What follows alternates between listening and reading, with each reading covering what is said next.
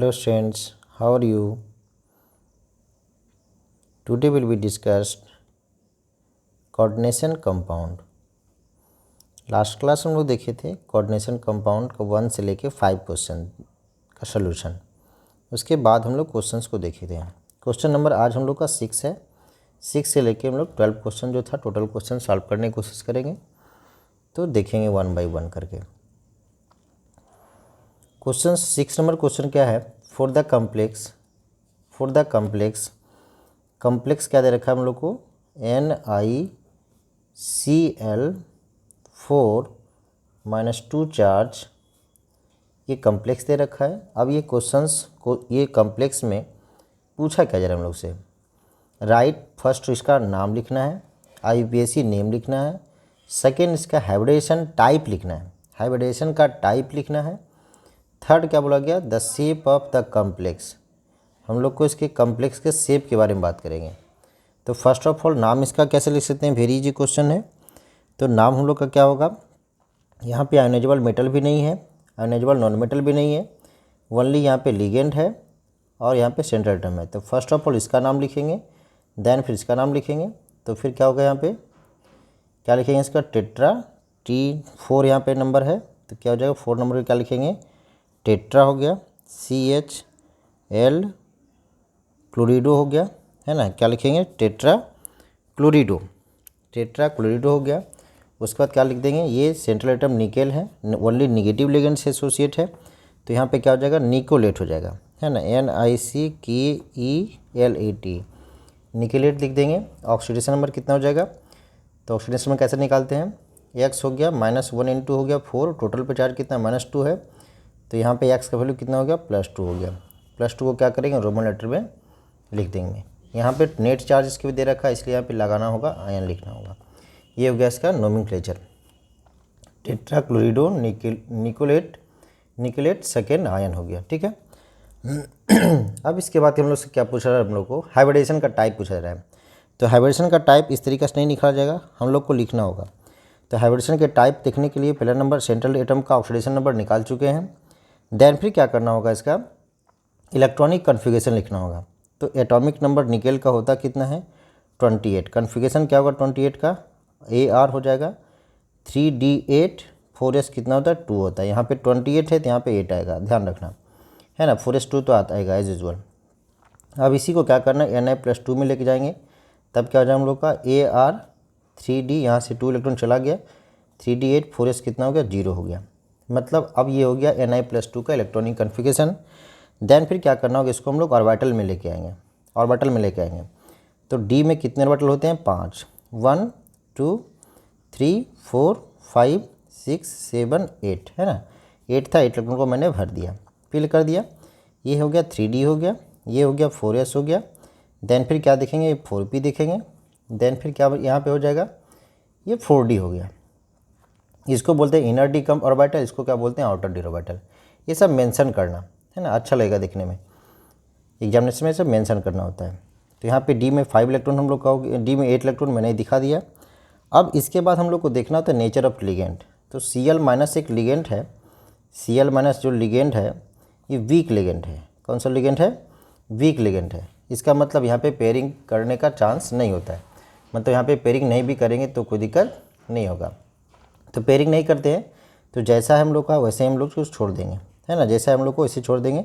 तो 1 हो गया, 2 यहाँ पे फिलअप है, 3 4 5 हो गया, 6 7 8 हो गया, है ना? इस तरीक़े से ये 4S हो गया, ये 4P हो गया, ये क्या हम लोग का हो गया? 4D हो गया। ये 4D, ये 4P, ये 4S, ये 3D। अब इसका देखना होगा कोऑर्डिनेशन नंबर। ये कंपाउंड का कोऑर्डिनेशन नंबर है 6। कैसे 6 है देख लो। ये क्लोरीन जो है मोनोडेंटेट लिगेंड है, एक क्लोरीन एक लोन पे इलेक्ट्रॉन प्रोवाइड कर रहा है, 6 क्लोरीन 6 लोन पे इलेक्ट्रॉन को प्रोवाइड करेगा। अच्छा, कोऑर्डिनेशन नंबर 4 है। कोऑर्डिनेशन नंबर कितना है? 4 है। इसका मतलब यहाँ पे 4 क्लोरीन है तो 4 कोऑर्डिनेशन नंबर होगा। इसका मतलब यहाँ पे 4, यहाँ पे वैकेंट ऑर्बिटल चाहिए, तो वैकेंट ऑर्बिटल यहाँ से स्टार्ट होगा। 1 हो गया, 2 हो गया, 3 हो गया और क्या हो गया? 4 हो गया। इट मीन्स हाइब्रिडेशन क्या निकल के आ गया इसका हम लोग का? हाइब्रिडेशन जो निकल के आ रहा है, S का 1 ऑर्बिटल और P का कितना ऑर्बिटल यूज हुआ है? 3 ऑर्बिटल यूज हुआ है। हाइब्रिडेशन क्या हो गया इसका, sp3 हो गया। हाइब्रिडेशन क्या हो गया इसका, sp3 है। जब हाइब्रिडेशन sp3 है, जब हाइब्रिडेशन इसका sp3 है तो इसका शेप क्या हो जाएगा बता सकते हैं। तो हाइब्रिडेशन का टाइप हम लोग काम कर लिए, बी नंबर काम हो गया है ना, यहाँ पे बी नंबर का आंसर हो गया।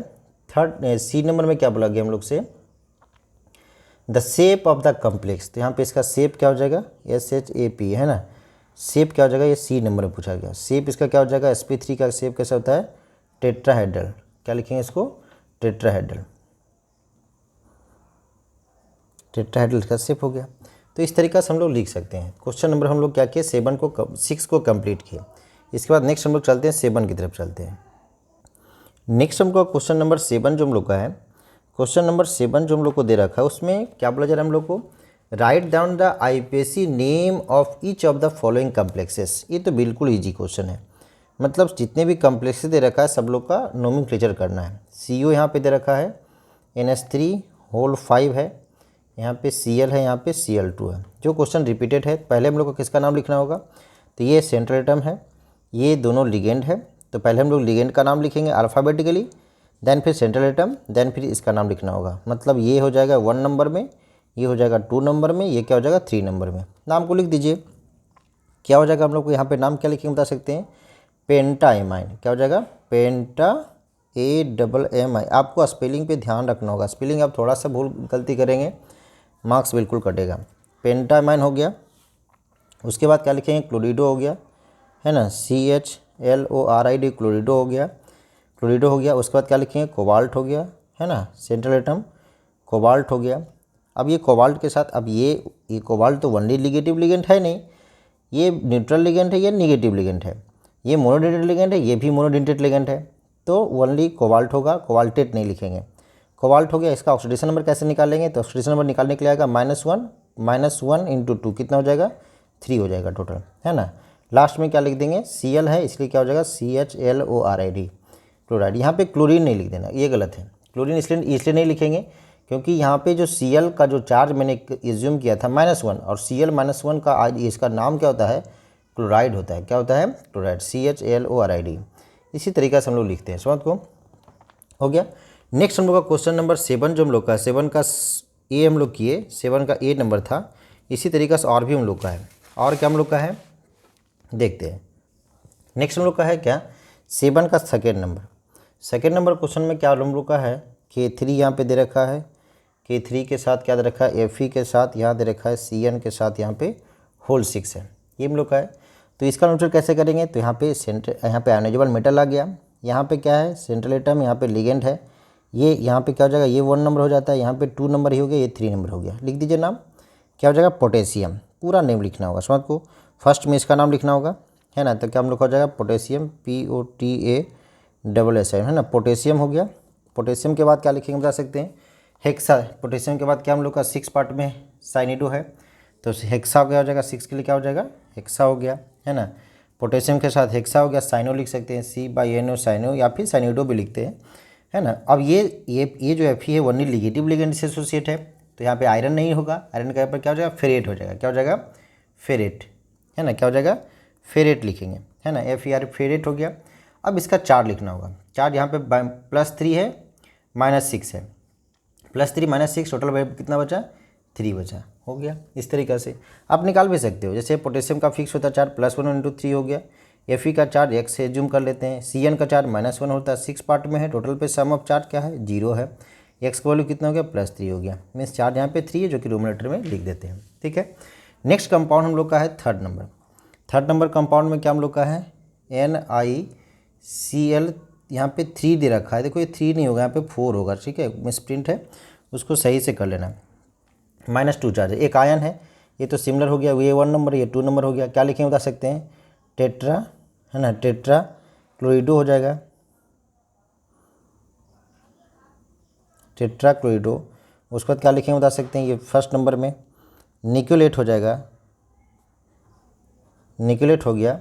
चार्ज कितना होगा, -2 कितना हो जाएगा, मतलब होता है यहाँ पे सेकेंड। लास्ट में क्या लगा देंगे, आयन लगा देंगे, खत्म हो गया। ये सब जो नंबर को लिखना नहीं होता है, मतलब मैं समझाने के लिए लिखा, ये सब आप लिखना नहीं। ठीक है, ये सब आप लोग उसमें मत लिखना। ठीक है, तो क्वेश्चन नंबर हम लोग 7 को कंप्लीट किए। ठीक है, क्वेश्चन नंबर 7 के बाद क्वेश्चन नंबर 8 क्या है, क्वेश्चन नंबर 8 इंटरेस्टिंग क्वेश्चन है, क्वेश्चन को सही से करना होगा 8 नंबर क्वेश्चन को, ठीक है। तो फर्स्ट नंबर क्वेश्चन नंबर 8 की फर्स्ट पार्ट क्या बोला, एक्सप्लेन द फॉलोइंग। फर्स्ट क्या बोला, low spin octahedral complex of nickel are not known. Means nickel जो हम लोग का एक एलिमेंट है जो कि डी ब्लॉक का एलिमेंट है, इसके जो लो स्पिन है ना, लो स्पिन ऑक्टाहेड्रल जो कॉम्प्लेक्स होते हैं है ना, ऑक्टाहेड्रल कॉम्प्लेक्स, ये मिलता नहीं है, मतलब होता ही नहीं है। क्यों नहीं होता, इसी के रिगार्डिंग हम लोग से रीजन पूछा। तो इसी के रिगार्डिंग अगर हम लोग से रीजन पूछा तो इसको हम लोग को सही से देखना होगा। इन केस ऑफ निकेल देखो यहाँ पे क्यों नहीं नोन है। निकेल के केस में अगर हम देखना चाहते हैं तो निकेल का जो एटॉमिक नंबर कितना होता है, 28 होता है ना, 28 होता है। तो ऑक्टाहेड्रल कॉम्प्लेक्स होने के लिए क्या चाहिए, D2sp3 हाइब्रिडेशन हो या फिर क्या हो, sp3d2 हाइब्रिडेशन हो। ये अगर होगा तभी तो पॉसिबल है ऑक्टाहेड्रल कॉम्प्लेक्स, है ना। ऑक्टाहेड्रल कॉम्प्लेक्स होने के लिए यही हाइब्रिडेशन होना चाहिए। उसके साथ फिर बोला कि लो स्पिन का मतलब है क्या कि पेयरिंग करने के बाद जो बचा होना चाहिए ऑर्बिटल, वो ये होना चाहिए, पेयरिंग करने के बाद ये ऑर्बिटल होना चाहिए। तो ऐसा इसलिए नहीं होता बिकॉज ऑफ इसके जो वैकेंट ऑर्बिटल, जो 3D ऑर्बिटल जो वैकेंट होते, उसके पास 3D D2sp3 type of hybridisation आता ही नहीं है। इसीलिए इस कह सकते हैं कि ये लो स्पिन ऑक्टाहेड्रल कॉम्प्लेक्स हो नहीं कर सकता है। तो इसको कैसे लिखेंगे, निकेल जो है एटॉमिक जो है, निकेल का एटॉमिक फॉर्मेट में जो आयनिक स्टेट होते हैं उसके पास 2 वैकेंट ऑर्बिटल 3D के पास नहीं होता या 4D के पास नहीं होता। इसीलिए इसका हाइब्रिडेशन जो होगा D2sp3 नहीं हो पाता। इसका मतलब इसके हाइब्रिडेशन पॉसिबल नहीं है। जब ये हाइब्रिडेशन पॉसिबल नहीं है तो शेप कहाँ से पॉसिबल होगा, क्योंकि ये जब हाइब्रिडेशन जब आता है तभी तो उसके बेसिस पर हम लोग शेप लिखते हैं, ठीक है। तो फर्स्ट का हम लोग का फिनिश हो गया, ठीक है। सेकेंड नंबर के बारे में बात करेंगे। इसका एक्सप्लेनेशन लिख लेना आप लोग, सही से अपने मन से लिखने की कोशिश करना, अच्छा रहेगा, क्योंकि एग्जामिनेशन आपको देना है। नेक्स्ट हम लोग का है क्या, नेक्स्ट हम लोग को क्या एक्सप्लेन करना है, the pi complexes are known for transition element only. मतलब यहाँ पे क्या बोला गया, the pi complexes are known for transition element only, मतलब पाई कॉम्प्लेक्स। तो पाई कॉम्प्लेक्स का मतलब क्या बोला गया, पहले इसको समझना होगा। तो पाई कॉम्प्लेक्स होता क्या है, मतलब यहाँ पे पाई बॉन्ड के बारे में बात, यहाँ पे पाई का मतलब पाई बॉन्ड के बारे में बात किया गया। तो आपको पढ़े होंगे बॉन्ड्स के बारे में, सिग्मा एंड पाई बॉन्ड्स।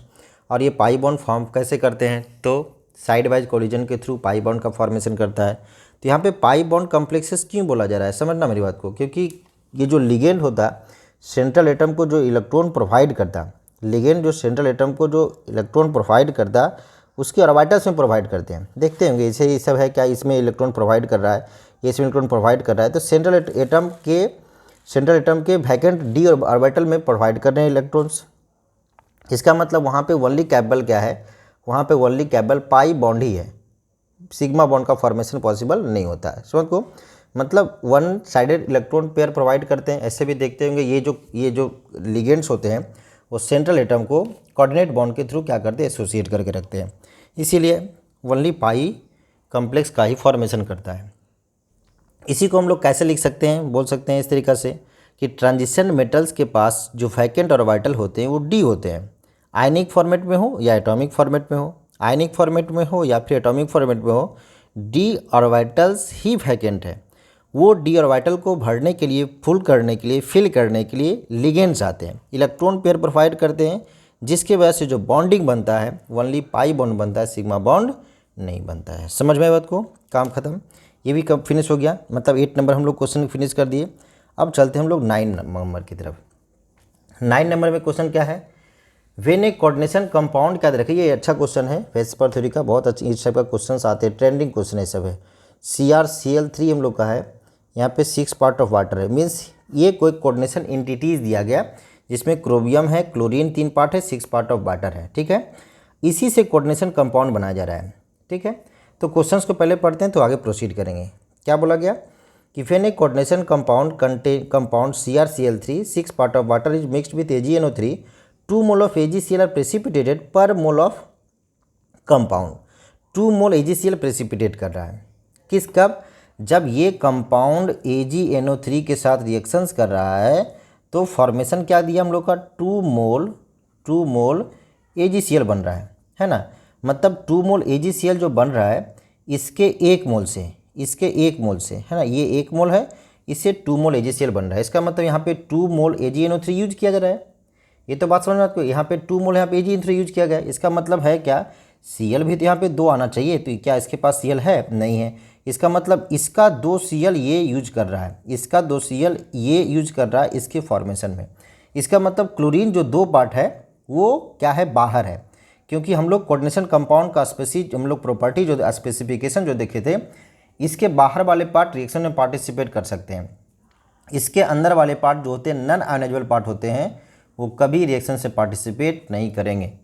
इसका मतलब है कि जैसे मान लेते हैं यहाँ पे लिखा गया है क्या, FeCN के साथ अगर होल 6 लिखा हुआ है तो क्या Cn पार्टिसिपेट कर सकता है रिएक्शन में, तो बोलेंगे नो।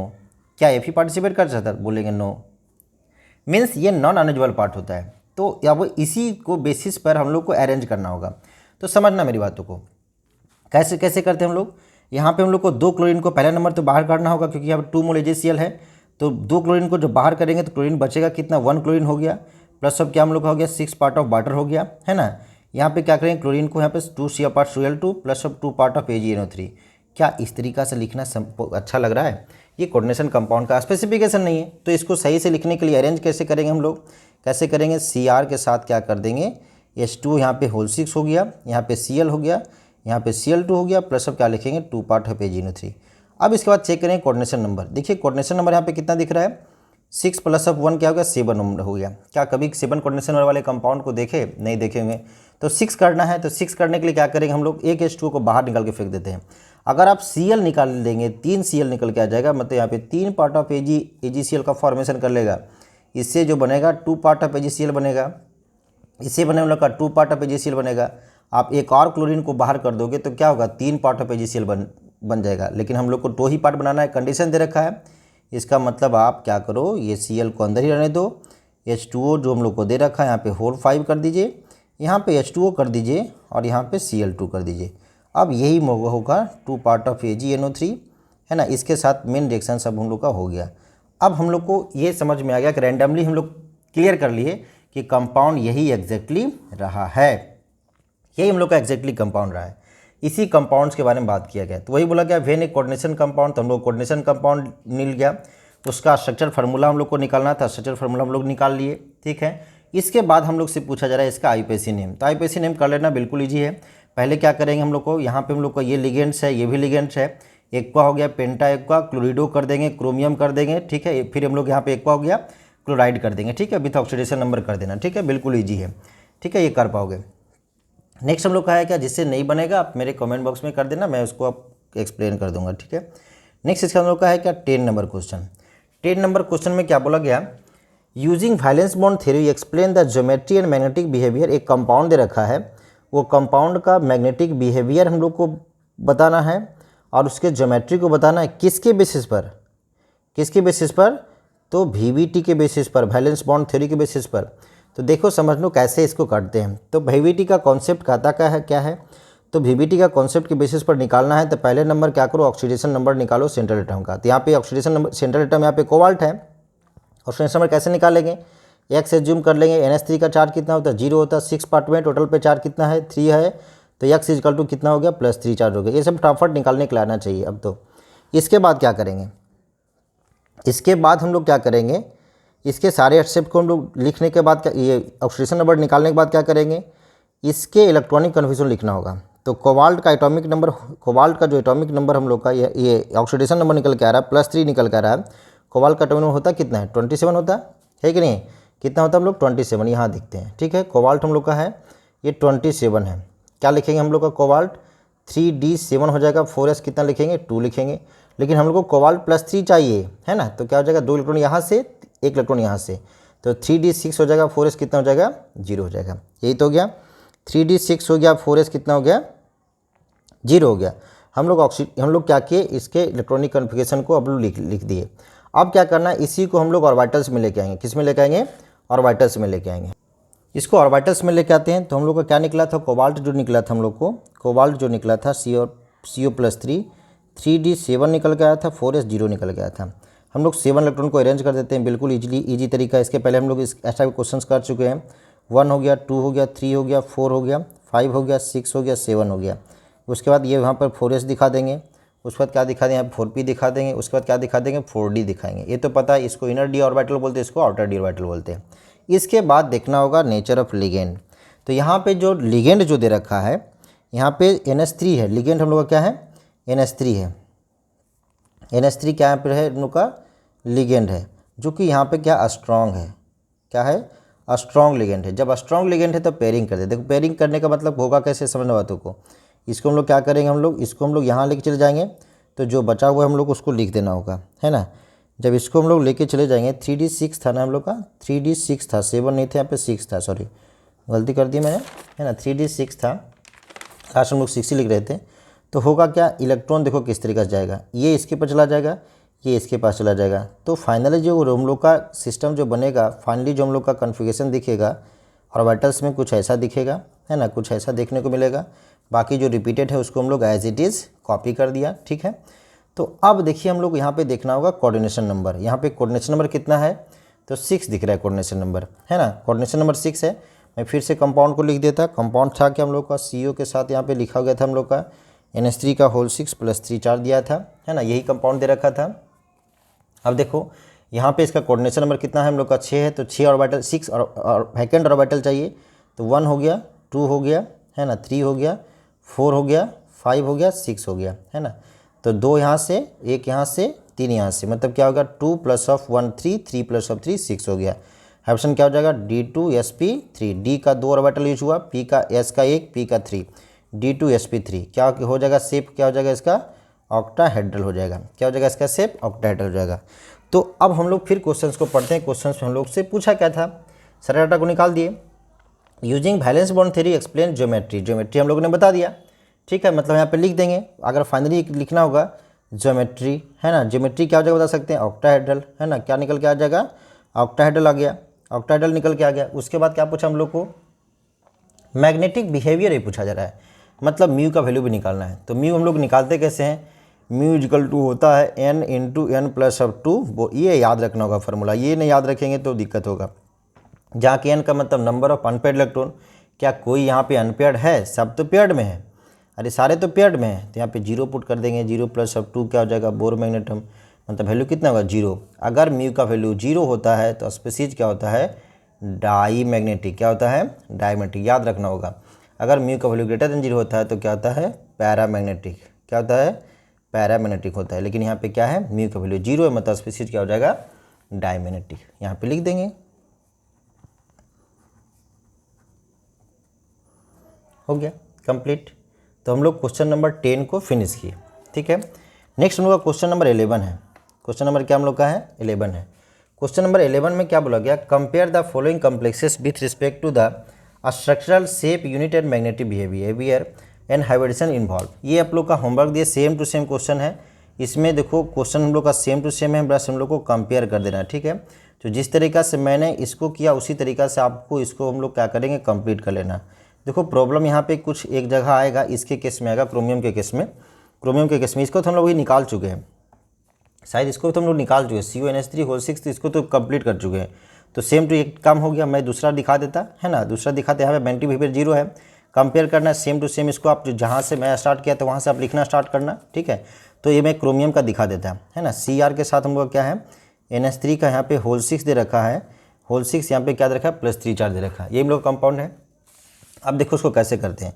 तो Cr का चार्ज कितना हो जाएगा, x हो गया, NH3 0 × 6, टोटल पे चार्ज हम लोग का +3 है, x कितना हो गया, +3 हो गया। ऑप्शन में +3 आएगा क्रोमियम का। क्रोमियम का एटॉमिक नंबर होता कितना है, 24 होता। तो 3d4 4s2, गलत मैंने कर दिया, क्रोमियम का इलेक्ट्रॉनिक नंबर होता नहीं है, मैं गलती किया, ध्यान रखना, ऐसा ही गलती आप करोगे, लेकिन ध्यान रखना गलती किए तो उसको सही कर लेंगे हम लोग। यहाँ पे 24 ही होगा, कैसे लिखेंगे, 3d5 4s कितना होते, 1 होंगे। यहाँ पे d में 4 इलेक्ट्रॉन क्यों नहीं लिखते, क्योंकि ये पार्शियल फील्ड है, वही हाफ फील्ड जब में कन्वर्ट हो जाता तो इसका स्टेबिलिटी इंक्रीज कर जाता। तो ऐसा क्रोमियम का कॉन्फ़िगरेशन जो कि डी ब्लॉक में आप लोग पढ़े होंगे। अब क्या करना है, इसको हम लोग ऑर्बिटल्स में लेके आना है। अच्छा, क्रोमियम का चार्ज कितना निकल के आ रहा है हम लोग को, x हो गया, 0 × 6, टोटल पे चार्ज हम लोग का 3, अच्छा निकाल चुके हम लोग, है ना। क्रोमियम का चार्ज कितना है, +3 चार्ज है। इसका मतलब क्या कर सकते हैं हम लोग का कॉन्फ़िगरेशन में क्या हो जाएगा, 3d यहाँ पे S से 1 इलेक्ट्रॉन चला गया, D से 2 इलेक्ट्रॉन चला गया, तो 3D3 4S कितना हो गया, 0 हो गया।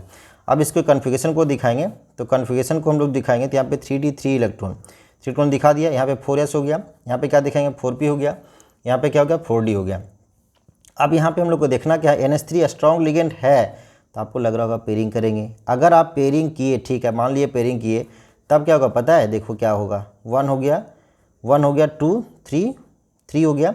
यहाँ पे वैकेंट ऑर्बिटल कितने दिख रहे हैं, 1 2 3 वैकेंट ऑर्बिटल। क्या कभी D3sp3 किस टाइप का शेप देखे आपने, नहीं देखा, इसीलिए अगर ऐसा सिचुएशन आएगा तो आपको पेयरिंग नहीं करना है, आपको पेयरिंग नहीं करना है। तो फाइनली आपको क्या करना है, फाइनली क्या करना है, एकदम फाइनल कन्फिगरेशन हम लोग लिख देते हैं इस तरीक़ा से, 1 हो गया, 2 हो गया, 3 हो गया, है ना, इस तरीक़ा से हो गया। ये क्या हो जाएगा 3D हो गया, ये क्या होगा 4S, ये क्या हो गया 4P, ये क्या हम लोग का हो गया 4D।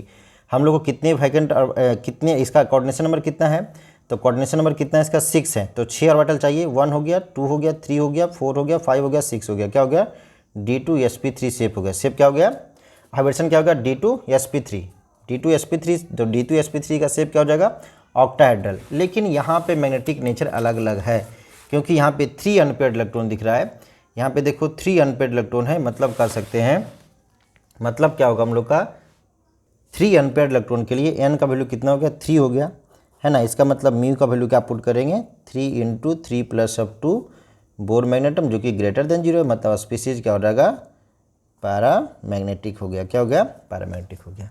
इस तरीक़े से हम लोग कंपेयर कर सकते हैं। क्वेश्चन नंबर 11 फिनिश कर दिया। Question number 12 and last question, ये काफ़ी इंपॉर्टेंट क्वेश्चन है, ट्रेंडिंग क्वेश्चन है, हमेशा पूछता है।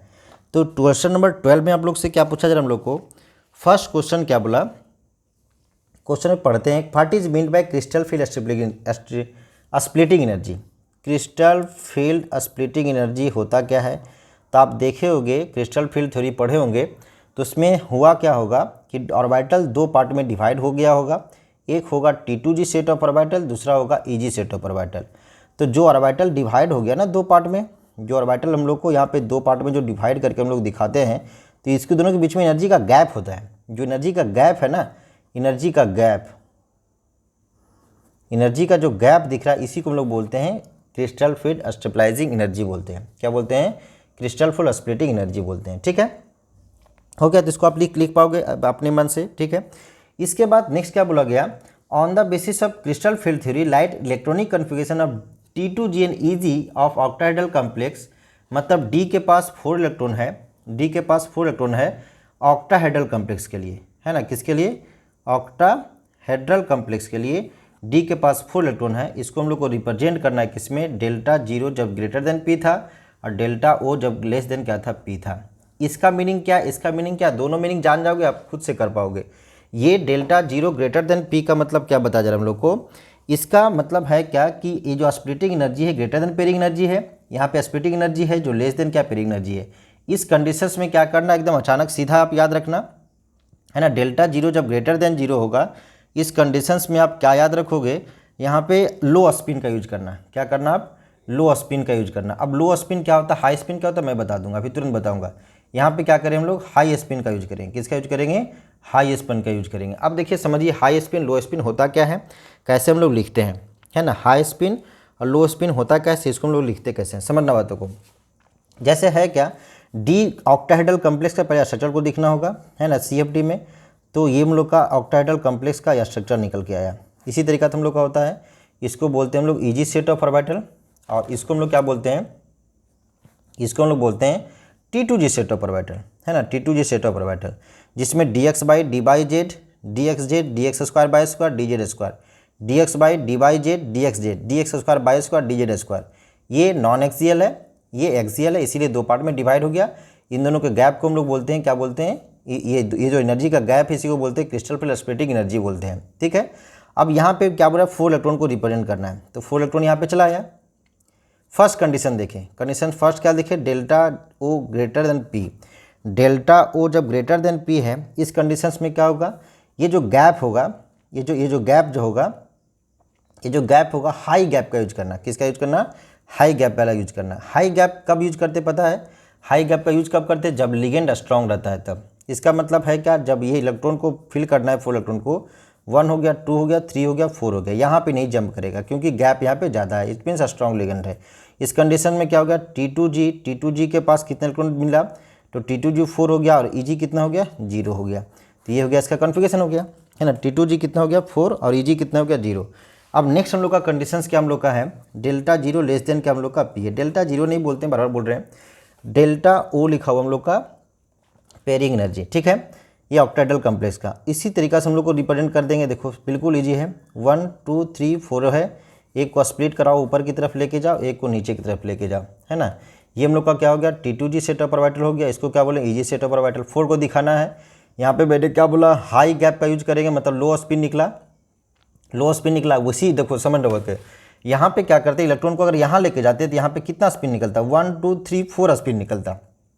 तो उसी तो मैं बोला कि लो स्पिन जब रहेगा, मतलब लो स्पिन का यूज कब करेंगे, जब delta O greater than P होगा। मतलब हाई स्पिन का यूज कब करेंगे, डेल्टा O लेस देन क्या हो, P हो।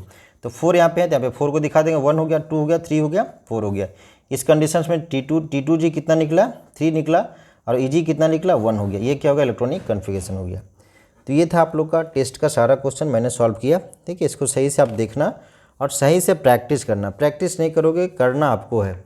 ऐसा नहीं कि वीडियो देखते रहोगे मेरा, उससे आपका काम चल जाएगा, बिल्कुल गलत है। आपको खुद प्रैक्टिस करना है, जितना ज़्यादा से ज़्यादा क्वेश्चन प्रैक्टिस कीजिए उतना अच्छा, ठीक है। धन्यवाद।